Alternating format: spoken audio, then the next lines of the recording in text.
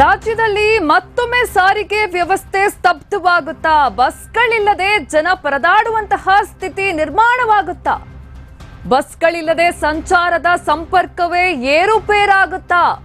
ನಷ್ಟಕ್ಕೆ ಸಿಲುಕಿರೋ ಸಾರಿಗೆಯ ಆರ್ಥಿಕತೆ ಮತ್ತಷ್ಟು ದುಸ್ತರವಾಗುತ್ತಾ ಅನ್ನೋ ಪ್ರಶ್ನೆ ಕಾಡ್ತಾ ಇದೆ. ಅಧಿವೇಶನ ಮುಗಿತಾ ಇದ್ದ ಹಾಗೆ ಮುಷ್ಕರ ಮಾಡುತ್ತಾ ಸಾರಿಗೆಯ ಸಿಬ್ಬಂದಿ.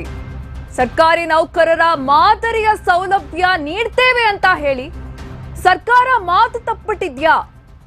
ಕಾಂಗ್ರೆಸ್ ಪ್ರಣಾಳಿಕೆಯಲ್ಲಿ ಸಾರಿಗೆ ಸಿಬ್ಬಂದಿಗೆ ಭರವಸೆಯನ್ನ ಕೊಟ್ಟಿತ್ತು.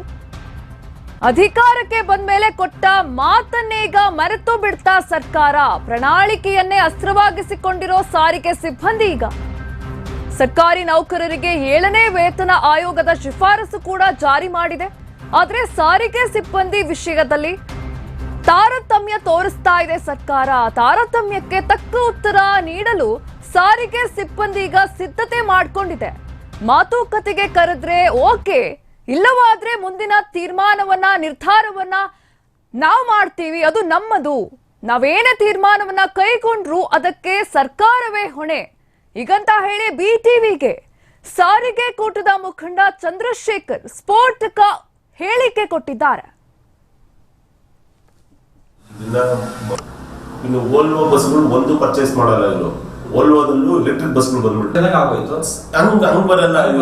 ಹೆಂಗಂದ್ರೆ ಇವ್ರು ರಿಟೈರ್ಡ್ ಆಗ್ತಾ ಇವರು ರಿಕ್ವೈರ್ಮೆಂಟ್ ಮಾಡ್ಕೊಂಡು ಹೋಗೋಕ್ ಬಿಟ್ಬಿಡೋದು ಅಷ್ಟೇ. ಎಲೆಕ್ಟ್ರಿಕ್ ಹಂಗೆ ತುಂಬಿಸ್ಕೊಂಡು ಹೋಗುವಂತ ಉನ್ನಾರಗಳು ನಡೀತಾ. ಬಟ್ ಎಲೆಕ್ಟ್ರಿಕ್ ಬಸ್ ಇದೆಯಲ್ಲ, ಅದ್ರ ಕಂಪ್ಲೇಂಟ್ಸ್ ನೌಕರರು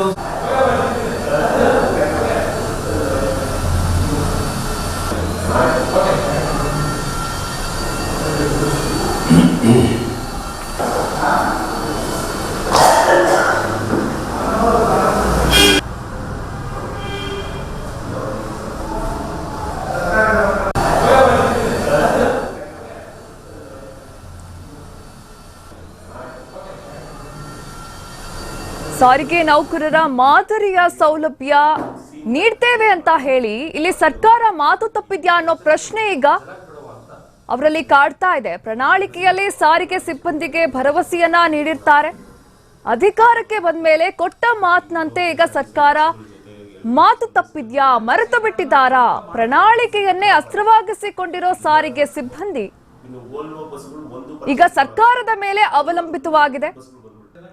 ಮತ್ತೊಂದು ಸಾರಿಗೆ ವ್ಯವಸ್ಥೆಯಲ್ಲಿ ಸ್ತಬ್ಧವಾಗುತ್ತಾ ಅನ್ನೋ ಪ್ರಶ್ನೆ ಎದ್ದು ಕಾಡ್ತಾ ಇದೆ. ಸರ್ಕಾರಿ ನೌಕರರಿಗೆ 7ನೇ ವೇತನ ಆಯೋಗದ ಶಿಫಾರಸನ್ನ ಜಾರಿ ಮಾಡಿದೆ. ಆದ್ರೆ ಸಾರಿಗೆ ಸಿಬ್ಬಂದಿ ವಿಷಯದಲ್ಲಿ ತಾರತಮ್ಯ ತೋರಿಸ್ತಾ ಇದೆ ಸರ್ಕಾರ. ತಾರತಮ್ಯಕ್ಕೆ ತಕ್ಕ ಉತ್ತರ ನೀಡೋಕೆ ಸಾರಿಗೆ ಸಿಬ್ಬಂದಿ ಅವರೀಗ ಸಿದ್ಧತೆಯನ್ನ ಮಾಡ್ಕೊಳ್ತಾ ಇದ್ದಾರೆ. ಮಾತುಕತೆಗೆ ಕರೆದ್ರೆ ಓಕೆ, ಇಲ್ಲವಾದ್ರೆ ಮುಂದಿನ ನಿರ್ಧಾರ ನಮ್ಮದು, ಮುಂದಿನ ತೀರ್ಮಾನ ನಮ್ಮದು.